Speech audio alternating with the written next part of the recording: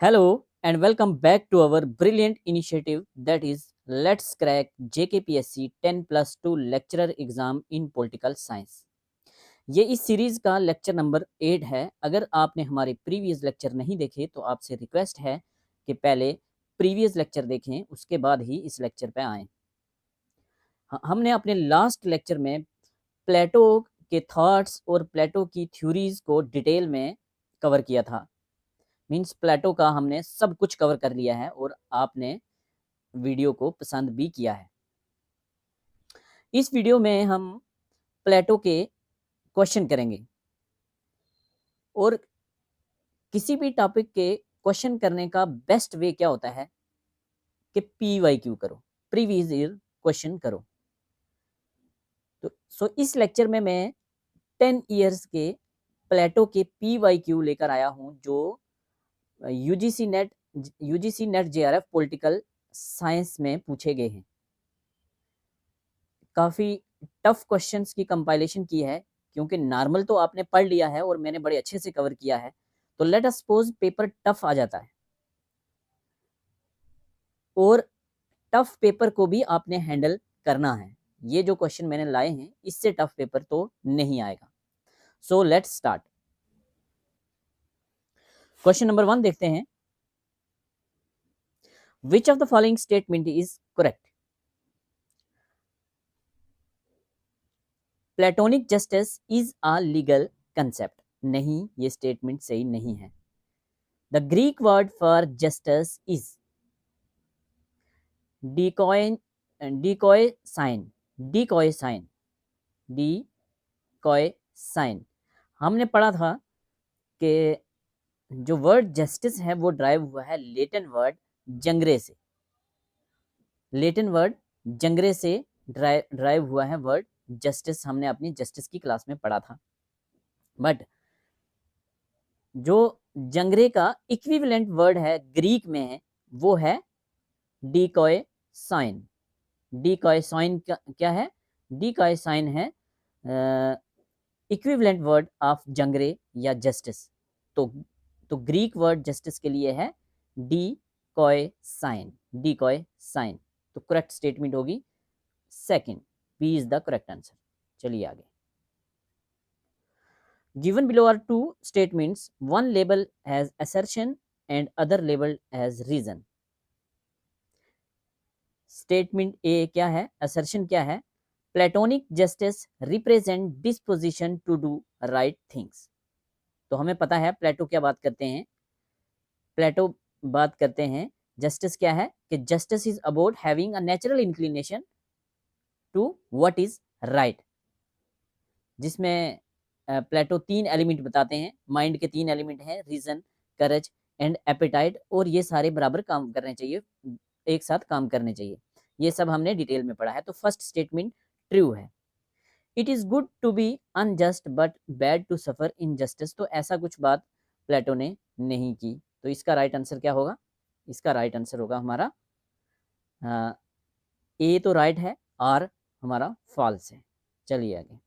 Next बड़ा important question है, यहां से 4 क्वेश्चन बन रहे हैं। Justice as one person, one duty, one class, one work.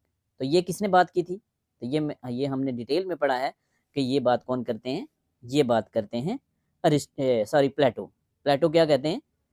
Plato कहते हैं जस्टिस के लिए कि one person, one duty, one class, one work. Plato कहते हैं कि 3 क्लासेस में डिवाइड करते हैं, man of gold, man of silver, man of copper.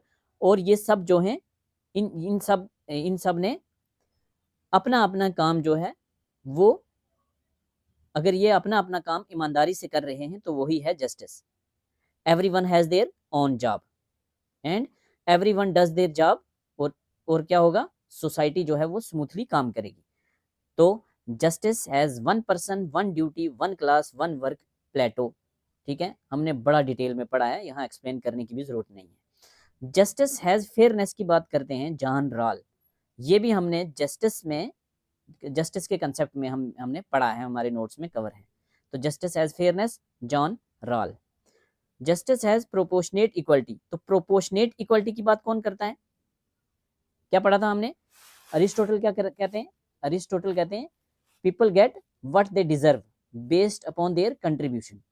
जो जितना डिजर्व करता है उसको उसी प्रोपोर्शन में दो, तो यही है जस्टिस। तो जस्टिस एज प्रोपोर्शनेट इक्वालिटी की बात कौन करता है? अरिस्टोटल करते हैं, ये भी हम पढ़ चुके हैं। तो justice as interest of stronger, तो ये बात कौन करता है? ये बात करते हैं थेरेसमैकस। थेरेसमैका नहीं, थेरेसमैकस हैं। ये कहाँ बात करते हैं? जो प्लेटो की बुक है जस्टिस, रिपब्लिक कंसर्निंग जस्टिस, उसमें मैंने पढ़ाया था आपको। जो पार्टिसिपेंट हैं डायलॉग में, एक मैंने बताया था थेरेसमैकस थे। वो क्या कहते हैं? वो कहते हैं कि justice is simply what benefits the powerful. Means कहते हैं कि जो पावर में है वही डिसाइड करेंगे what is fair and what is just for everyone. तो justice is in the interest of stronger की बात करते हैं थेरेसमैकस। ठीक है, तो इसका क्या राइट आंसर क्या बनेगा? तो राइट आंसर इसका बनेगा सेकंड।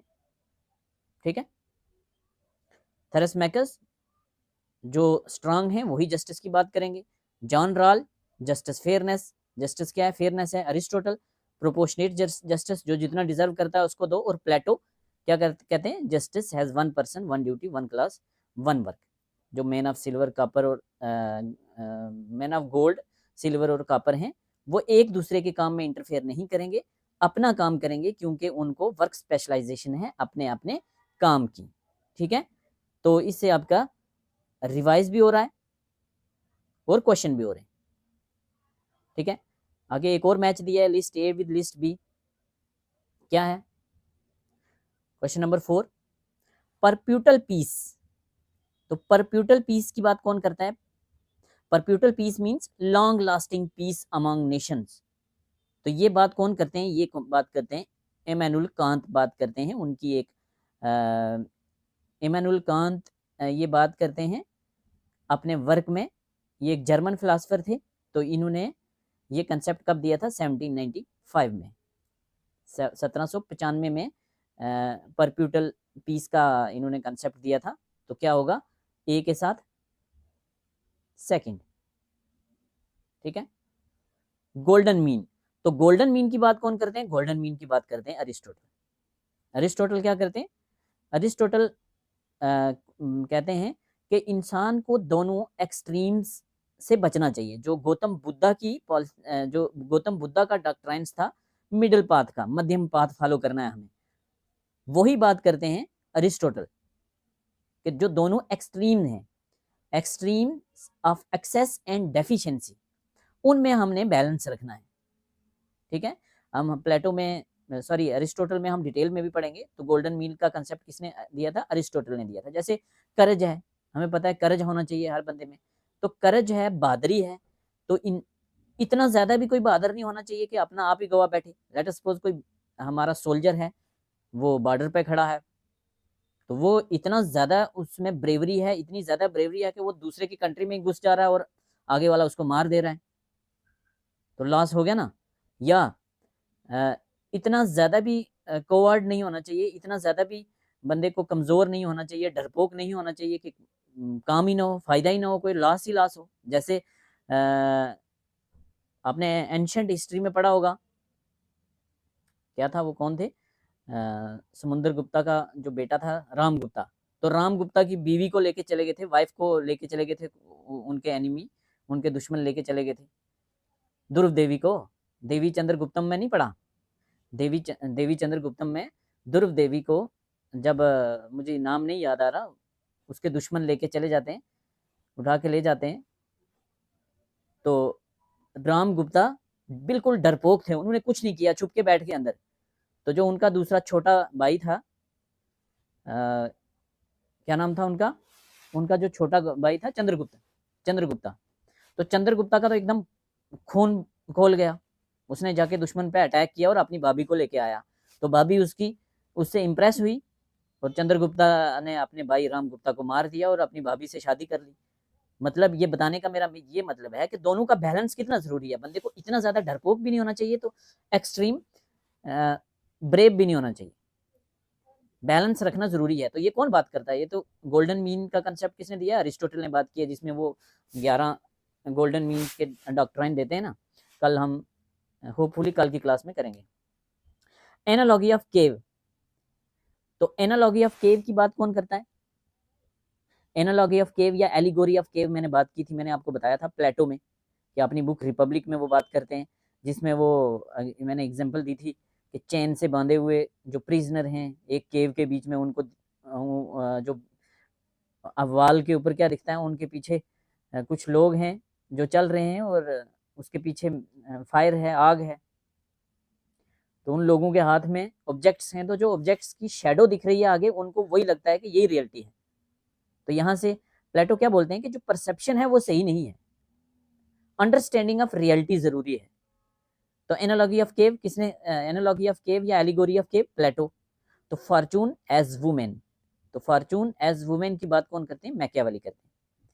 फॉर्चून मीन्स किस्मत, तकदीर। तो तकदीर या किस्मत को वुमेन के साथ कंपेयर करते हैं। वो शायद प्रिंस को कुछ ज्ञान दे रहे थे, तो प्रिंस को कह रहे थे कि लेट अस सपोज अब सब कुछ बढ़िया कर रहे हो, सब सब चीज़ें, हर चीज़, हर तैयारी, हर प्रिपरेशन आपने की हुई है, लेकिन फिर भी लक जो है अगर वो आपका फेवर ना करे तो आप हार सकते हो। फॉर्चून लक को कहते हैं, ये अनप्रिडिक्टेबल फेट है जो इन्फ्लुएंस होता है चांस या लक से। तो उसको वुमेन के साथ वो कंपेयर करते हैं कि जैसे एक वुमेन जो है वो एक ब्रेव पार्टनर को ही पसंद करती है, तो ऐसे आपने अगर सब कुछ, अगर मतलब जो फॉर्चून है, लक है, वो भी उसी को साथ देगा, उसी बंदे को साथ देगा जो डिजर्व करता है सक्सेस, जिसने मेहनत की हुई है। ठीक है ना? ऐसी कुछ बात करते हैं। मैकियावेली आगे पढ़ेंगे हम। मैकियावेली तो शायद सिलेबस में आपके में है या नहीं, अभी नया सिलेबस आएगा, देखेंगे। चलिए आगे, ऐसे ज़्यादा डिटेल में यहाँ डिस्कस करेंगे तो टाइम लग जाएगा काफ़ी, जल्दी जल्दी करते हैं। Which of the following statement is true? तो इसका तो पता चल गया ना आपको आंसर क्या है, मैंने सारे बता दिए। क्वेश्चन नंबर 4 का आंसर कौन सा आ गया आपका? सेकंड बनेगा, चेक कर लेना, बता दिए मैंने सारे। Which of the following statement is true? जल्दी जल्दी करते हैं। Plato's republic is a book on ethics, तो हाँ एथिक्स पे तो है। नीचे देखते हैं, it is a book on politics, politics पे भी है। It is a book on ethics and politics, तो 5 के साथ सी ट्रू होगा। Plato describe the working of human mind by, तो प्लेटो बात करते हैं किसे? ह्यूमन माइंड की वर्किंग को डिस्क्राइब कैसे करते हैं? तो एलिगोरी ऑफ केव से भी करते हैं, जो मैंने अभी बात की। मेटाफर ऑफ डिवाइडेड लाइन, तो मेटाफर ऑफ डिवाइडेड लाइन से भी करते हैं। क्या कहते हैं Plato metaphor of divided line में? कि कहते हैं कि डिवाइडेड लाइन जो है, it explain the some ways of thinking are better than other ways. ठीक है, तो ये भी, इसकी बात भी करते हैं। डॉक्ट्राइन ऑफ फॉर्म की बात भी करते हैं। तो डी हमारा हो जाएगा right, 4 right. Which among the following is a defender of Plato? तो प्लेटो का डिफेंडर किसको कहा जाता है? तो वेरी इंपॉर्टेंट, प्लेटो का डिफेंडर कहा जाता है लेविन्सन का, लेविन्सन को। इन्होंने एक बुक ही लिख दी थी, इनफैक्ट 2 बुक लिखी थी प्लेटो के फेवर में, प्लेटो के डिफेंस में। एक बुक का नाम ही था डिफेंस ऑफ प्लेटो। तो डिफेंस ऑफ प्लेटो किसकी बुक है? डिफेंस ऑफ प्लेटो किसकी बुक है? तो डिफेंस ऑफ प्लेटो बुक है लेविन्सन की। एक और इनकी बुक थी डिफेंस ऑफ प्लेटो, इन्होंने लिखी थी 1953 में। तो 1966 में एक और बुक इन्होंने लिखी थी, अ प्लेटो रीडर, अ प्लेटो रीडर। तो इसके अलावा भी बुक्स थी, बट ये जो अ डिफेंस ऑफ प्लेटो बड़ी इंपॉर्टेंट बुक थी जो इनके डिफेंस में थी। ठीक है, चलिए आगे। Which of the following is not a principal character in Plato's Republic? तो प्लेटो की रिपब्लिक में प्रिंसिपल कैरेक्टर कौन सा नहीं है? तो हमें पता है कौन कौन सा है। पोलीमार्कस है, एडिमेंडस इनके भाई थे, ग्लूकान इनके भाई थे। तो ये हमने डिटेल में पढ़े हैं। तो ये प्रोटोगोरस नहीं है, वेरी इंपॉर्टेंट, प्रोटोगोरस नहीं है। प्रोटोगोरस कौन है? ये नॉलेज और स्किल पे बात करते हैं। अगर क्वेश्चन पूछा जाए कि इनमें से कौन सा स्कॉलर है, कौन सा थिंकर है जो नॉलेज और स्किल की बात करते हैं, तो वो हैं प्रोटोगोरस। ये प्रोमिनेंट फिलोसफर थे प्री सोक्रेटिक एरा के, जो प्लेटो के टीचर थे सॉक्रेट, उनसे पहले इनका कंट्रीब्यूशन है फिलॉसफी में, ये भी ग्रीस ही के थे। तो ये किस पे बात करते थे, ये बात करते थे स्किल्स और नॉलेज ऑफ लाइफ पे, मींस इन्होंने स्किल और नॉलेज पे बात की है। स्किल्स और नॉलेज अगर पूछा जाए तो इतना ही पूछा जाएगा। एक तो ये प्री सॉक्रेटिक एरा से बिलोंग करते थे, दूसरा नॉलेज और स्किल पे बात करते थे। The reappearance of Plato is found in, तो रीअपेरेंस ऑफ प्लेटो किसमें है, यूटोपिया जो कि सर थॉमस मोर की बुक है, इसमें भी है। सिटी ऑफ सन कंपेनिला की बुक है, इसमें भी है। और न्यू एटलांटिस जो बैकन की बुक है, इसमें भी है। तो ये तीन की तीन बुक्स हैं। राइट आंसर होगा D. Plato appropriated the ideas of, तो मैंने बताया आपको, इन्फ्लुएंसर बताए थे प्लेटो के सारे हीराक्लेटस बताया था मैंने, परमानिडीज बताया था, सॉक्रेट तो मैन था ना, सॉक्रेट तो होगा। और एक और बोला था, कौन सा बोला था, पाइथागोरस, जिससे ट्रांसमाइग्रेशन ऑफ सोल का कंसेप्ट लिया था। और क्या बोला था, और यूनिवर्स जो है वो बेस्ड है मैथमेटिकल और लॉजिकल प्रिंसिपल्स पे, और इसलिए हमें सोसाइटी में मैथमेटिकल और लॉजिकल प्रिंसिपल्स का इस्तेमाल करना चाहिए। तो हीराक्लेटस से क्या लिया था कि change is the essence of world. तो परमानिडीज से क्या लिया था, ये हम चेंजिंग वर्ल्ड में रहते हैं, बट जो आइडिया है वो परमानेंट है, आइडिया चेंज नहीं होता। तो ये हमने सब डिटेल में पढ़ चुके हैं। अगर आपने हमारा प्रीवियस लेक्चर नहीं देखा तो आप वो देखें, आपको पता चल जाएगा। तो इसका राइट आंसर होगा डी। चलिए आगे। Given below are two statement, one labelled as assertion and other labelled as reason. तो बताना है कौन सा सही है। असर्शन क्या है, Plato, for Plato knowledge is neither perception nor opinion. तो बिल्कुल प्लेटो के लिए यही तो बात बोलते हैं प्लेटो कि ओपिनियन या नॉलेज, ओपिनियन या परसेप्शन नॉलेज नहीं है। कहाँ बोलते हैं, एलिगोरी ऑफ केव में, ठीक है। राइट ओपिनियन इज नॉलेज, तो क्या राइट ओपिनियन नॉलेज है, नहीं। जब वो बात ही कर रहे हैं कि ओपिनियन नॉलेज नहीं है, तो ये कैसे होगा। तो फर्स्ट स्टेटमेंट तो ट्रू है, और सेकंड जो है वो फॉल्स है। ए इज ट्रू, रीजन इसका फॉल्स है, ठीक है। Next, Plato developed his theory of the nature of the ultimate reality explaining the actual world is, ठीक है। क्या बात कर रहे हैं, प्लेटो ने अपनी थ्योरी डेवलप की, theory of nature of ultimate reality explaining the actual world. तो कौन सी है, द टाइमियस, द टाइमियस। क्या था ये एक डायलॉग फॉर्म में, ये एक डायलॉग है इसका, जिसमें इन्होंने क्या डिस्कस किया है, idea about nature of physical world and humanity, idea about physical world and humanity. ये 360 BC में लिखी थी, ठीक है। और ये क्या करती है, ये बात करती है speculation about the ultimate reality behind the world we see, ठीक है। जो हम देखते हैं उसके पीछे अल्टीमेट रियलिटी क्या है। तो इसके बाद सेम टाइम में इन्होंने एक और वर्क भी डायलॉग लिखा था, जिसका नाम था क्रिटियस। क्या था, CRITIAS। तो टाइमियस एंड क्रिटियस ये लिखे थे इन्होंने कब, ये लिखे थे इन्होंने 360 BC में, ठीक है। तो डी होगा हमारा राइट आंसर। चलिए आगे। गिवन बिलो, यहाँ दो असर्शन और रीजन बेस्ड क्वेश्चन है। For Plato great diversity of wealth was inconsistent with good government. Reason क्या है, ही saw no way to abolish evil except the abolishing wealth itself so far as soldier and rulers, ठीक है।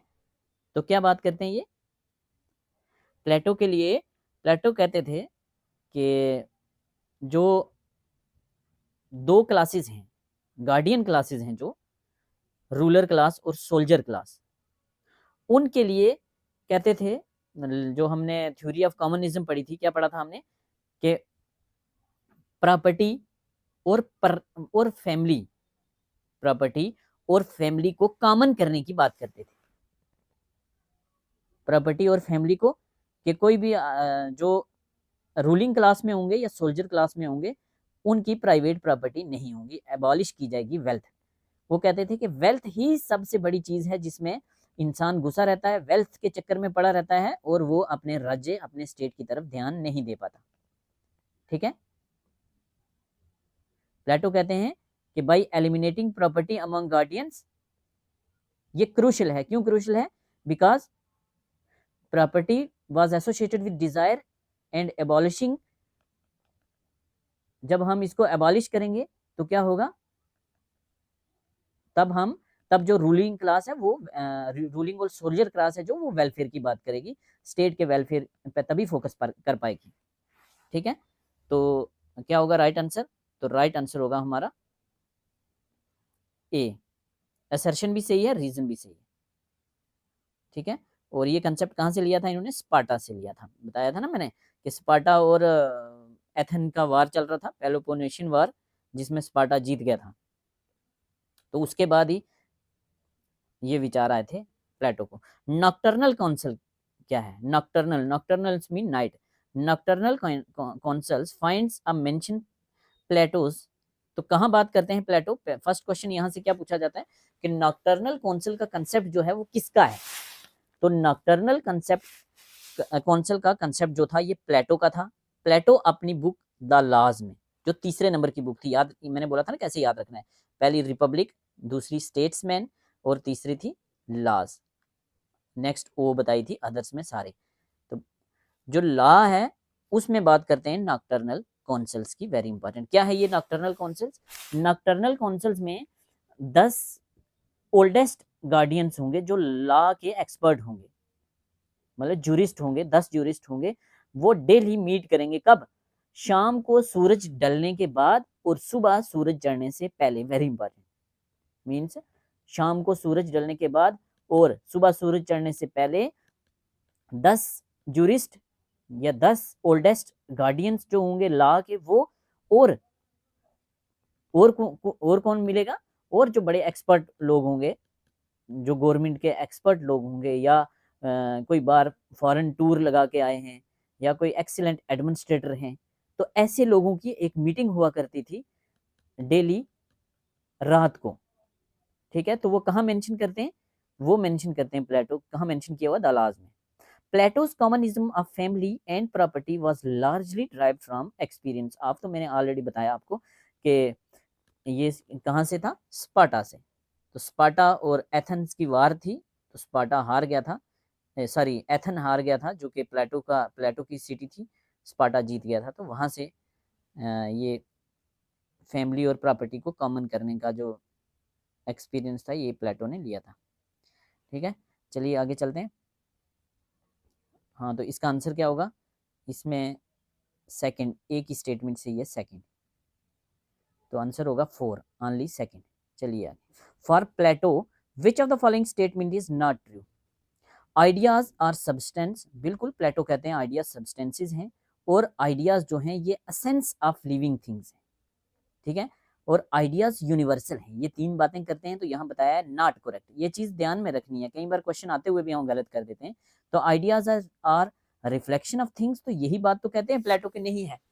Allegory of केव से क्या पता चलता है कि जो रिफ्लेक्शंस हैं, जो परसेप्शन है वो सही नहीं है। तो कौन सा आंसर होगा? Only third. ठीक है, अगेन वैसा क्वेश्चन है, असर्शन और रीजन बेस्ड। तो असर्शन क्या है?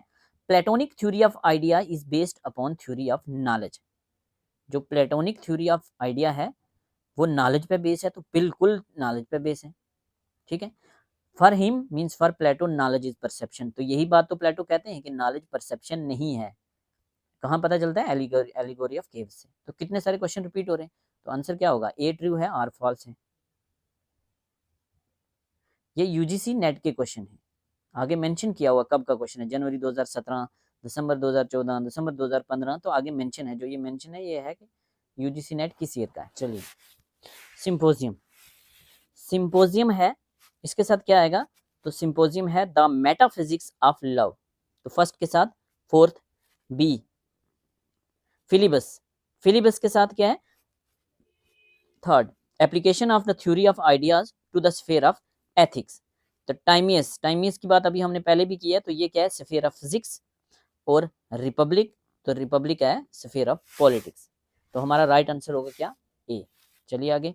According to the Plato justice is, तो प्लेटो के हिसाब से जस्टिस क्या है? प्लेटो के हिसाब से जस्टिस क्या है, तो जस्टिस है one man one work one class, ठीक है। Which of the following said that the Republic picture a utopia but because it is a romance but sorry which of the following said that the republic pictures a utopia not because it is a romance but because Plato intended it to be the start of scientific attack upon the ideas of good। तो ये बात करते हैं Dunning, बात करते हैं, ठीक है। कौन बात करते हैं, बात करते हैं डनिंग। इनकी एक बुक थी a history of political theories, तो उसमें ये पूरी की पूरी डनिंग की स्टेटमेंट दी हुई है, तो ये डायरेक्टली इन्होंने पूछ लिया है। ये काफ़ी टफ सवाल है। लिस्ट ए और लिस्ट बी दिए हुए हैं। बात करते हैं आइडियाज विच इन्फ्लुएंस गांधी। तो गांधी ने इंडिया की नेशनल मूवमेंट्स में जो चीज़ें हमें गांधी की आइडियोलॉजी में दिखी हैं, बात किया है, पूछ रहा है कि ये कहाँ से गांधी जी ने ली है। तो जैनिज्म, तो जैनिज्म से क्या लिया है, जैनिज्म हमें पता है अहिंसा की बात करता था, नॉन वायलेंस की बात करता था। तो जो गांधी का प्रिंसिपल था नॉन वायलेंस का या अहिंसा का, तो वो कहाँ से आया है, जैनिज्म से आया है। वैश्वनिज्म, तो वैश्वनिज्म से आया है कैथोलिसिटी ऑफ आउटलुक। गांधी बात करते थे ना, सबको साथ लेके चलना है, सबको साथ लेके चलना है, तो ये वैश्वनिज्म का आइडिया है कैथोलिसिटी ऑफ आउटलुक, ठीक है।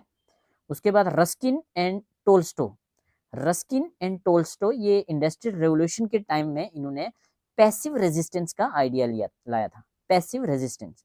तो गांधी जी की मूवमेंट्स में हमें दिखता है कितनी सारी उन्होंने अंग्रेजों के खिलाफ मूवमेंट चलाई है कि हम आपकी बात नहीं मानेंगे, हम आपका रेजिस्टेंस करते हैं। तो ये चीज़ गांधी जी ने कहाँ से अडॉप्ट की है, रस्किन एंड टोल्स्टो से। तो प्लेटो तो हमें पता आइडियलिज्म की बात करते हैं, वैल्यूज की बात करते हैं, तो कंसर्न फॉर मोर वैल्यूज। तो 23 के साथ क्या आएगा, इसके हिसाब से 23 के साथ आएगा हमारा सेकंड, मैच कर लीजिए। चलिए आगे। Which of the following are the feature of Plato's theory of education, ठीक है। प्लेटोज थ्योरी ऑफ एजुकेशन के फीचर पूछे। It is a means of social righteousness and realization of truth. तो ये तो बिल्कुल सही है, यही बात करते हैं प्लेटो अपनी थ्योरी ऑफ एजुकेशन में। Elementary education begins at childhood up to age of 6। तो जो फर्स्ट स्टेज मैंने बताया था 0 से 18 वाला, उसमें एलिमेंट्री एजुकेशन जो है वो अप टू 6 तक दी जाती है, जिसमें म्यूजिक वगैरह सिखाया जाता है और बॉडी डेवलपमेंट पे भी फोकस किया जाता है। Public test is held at the age of 20। तो हाँ, पब्लिक टेस्ट जहाँ से क्या था, फर्स्ट क्लास जो प्रोडक्शन क्लास है, जो फेल हो जाते थे वो उसमें डालते थे, ये मैंने डिटेल में बताया। एट द एज ऑफ 30, तो 30 की एज में क्या होता था, सेकंड टेस्ट होता था, तो ये बिल्कुल ठीक है। तो ये सारी की सारी स्टेटमेंट ठीक है, डी होगा हमारा right. Dialectic method used for the first time in writing of which of the following. तो हमें पता है डायलेक्टिक मेथड क्या है, ये डिबेट डिस्कशन डायलॉग्स का मेथड है, ठीक है।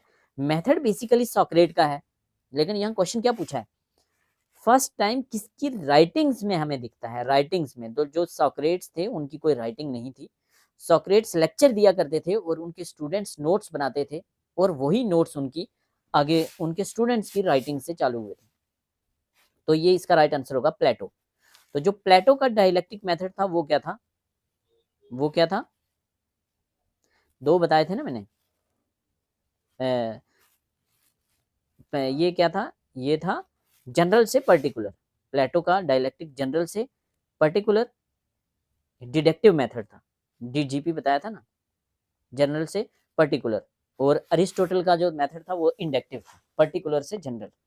Theory of form and allegory of caves is related with, ये पता है कितनी बार डिस्कस कर चुके हैं प्लेटो। चलिए आगे। Which of the following two are correct, दो स्टेटमेंट इनमें से कौन सी करेक्ट है, ठीक है। Plato laid more emphasis on duties than rights. तो बिल्कुल सही स्टेटमेंट है, प्लेटो ने ड्यूटीज पे ज्यादा फोकस किया है, राइट्स पे नहीं किया, ड्यूटीज पे किया है। तभी तो उन्होंने प्रॉपर्टी और फैमिली लाइफ को भी, वाइफ्स को भी मतलब कॉमन कर दिया था, कॉमनिज्म ले आए थे उसमें भी, ठीक है।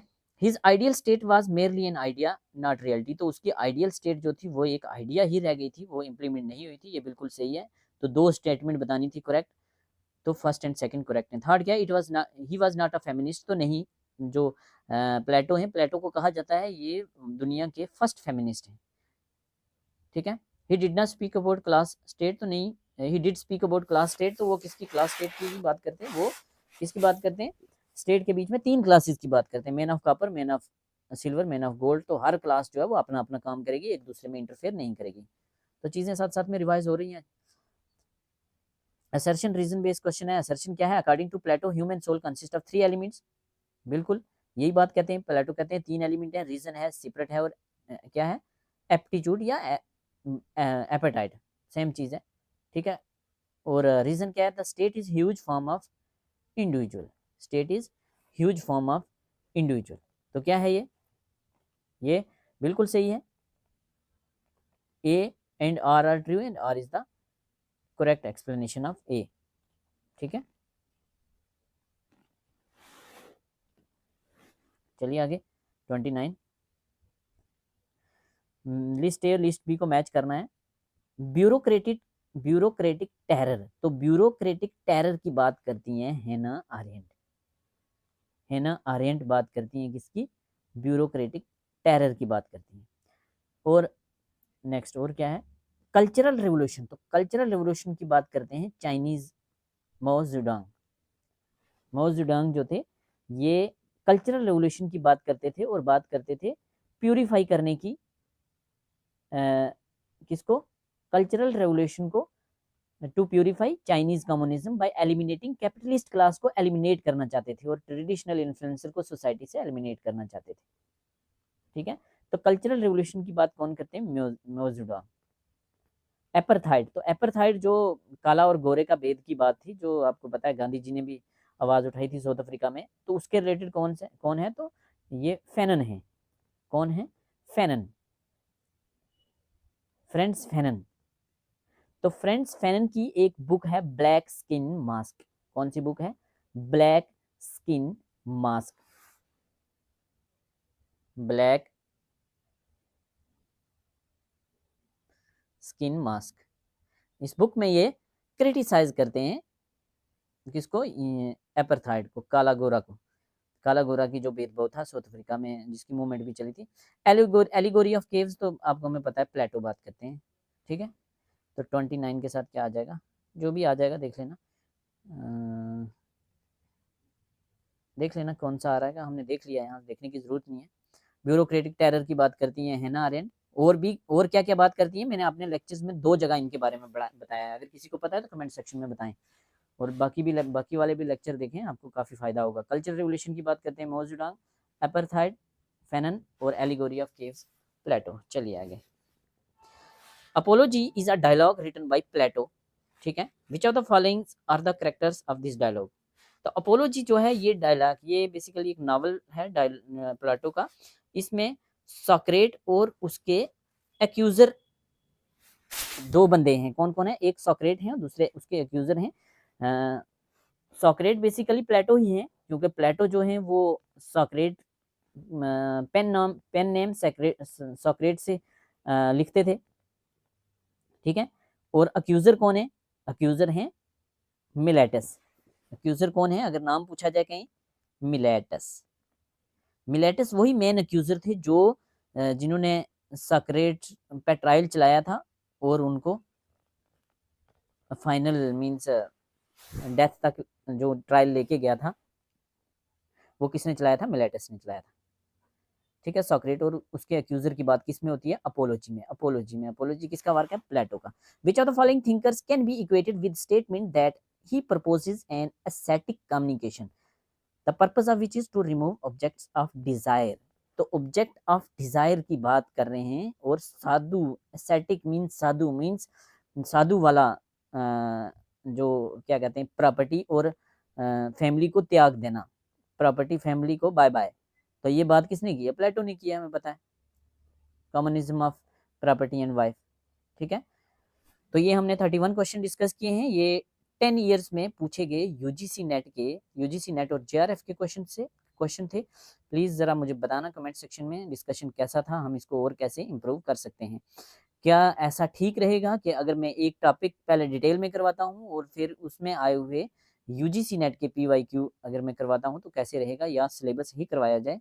कमेंट सेक्शन में ज़रूर बताना। अगर क्वेश्चन कराने में कोई मेरे से गलती हुई होगी तो प्लीज़ पिन पॉइंट करके कमेंट सेक्शन में ज़रूर बताना। Thank you so much.